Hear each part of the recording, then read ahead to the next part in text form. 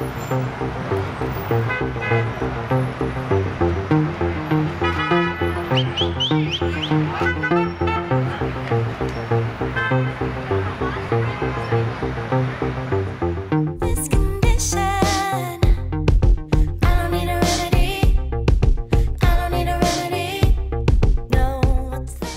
I'm Lace Cadence. Hello, I am Hollis. What's up? I am Parker. Hello, we are the Flavr Blue.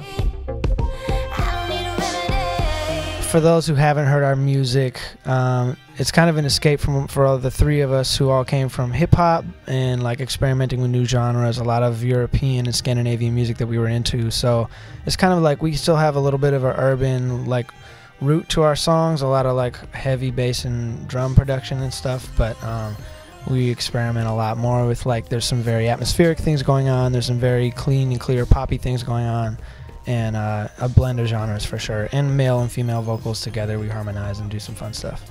We all challenge ourselves to do different things that we never would do on our own. I feel like we push ourselves and we like are think more willing to be weird than we would be otherwise. Isaac and I started producing together, and we found like a charisma to it that like allowed us to get places we hadn't as producers and artists before.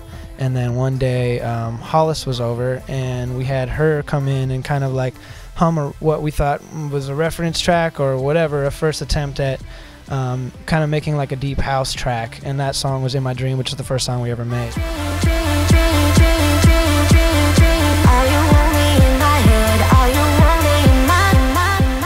The transition sound from the albums is pretty distinct for sure, but I think that just has to do with me and Parker were on a more rebellious tip, I think, with the first album. Just kind of like wanted to say like, who cares like what people think of this? Let's just do what we want to do. And then Hollis naturally was like, I like this too, so we were like, well then you should do it with us.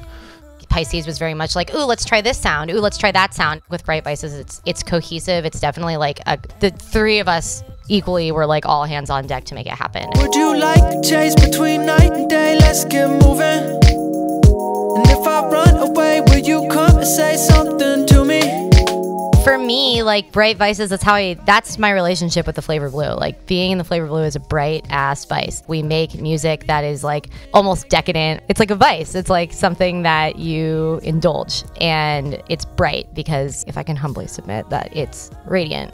It illuminates definitely for me my own personal artistry and look on life. How do you feel, Isaac? You covered that. From our first album to Bright Vices, I feel like we learned a lot in that time, and we were actually able to like capture what we wanted to do, which is really hard to do sometimes because you can have an idea of it, but it's hard to make it real. And I feel like when we were done with Bright Vices, we were all like really proud of what we had done. New York is just a really exciting place to perform, period. Like you don't know who's out there, you don't know who's in the crowd, and we spent all week kind of meeting people and trying to drum up some excitement about the show and get sort of the right people in front of it that, you know, might be excited, might be able to help us out, or might be able to help us build towards future shows or exposure out here in New York. And so it's one of those shows where you really do want to be on top of everything. And, you know, we flew out here with a ton of gear. We try to find a place to rehearse, and we just want everything to be really tight-knit so we present on stage as like the best performance we can. And that's something that we do in Seattle as well. But it's exciting when you're not likely to know a lot of the people that are in the crowd. And, you know, you could be at a small place like Mercury Lounge, and it still could be the biggest show you've ever done. You have no idea. We're about to find out. Yeah. Creeping in from the side.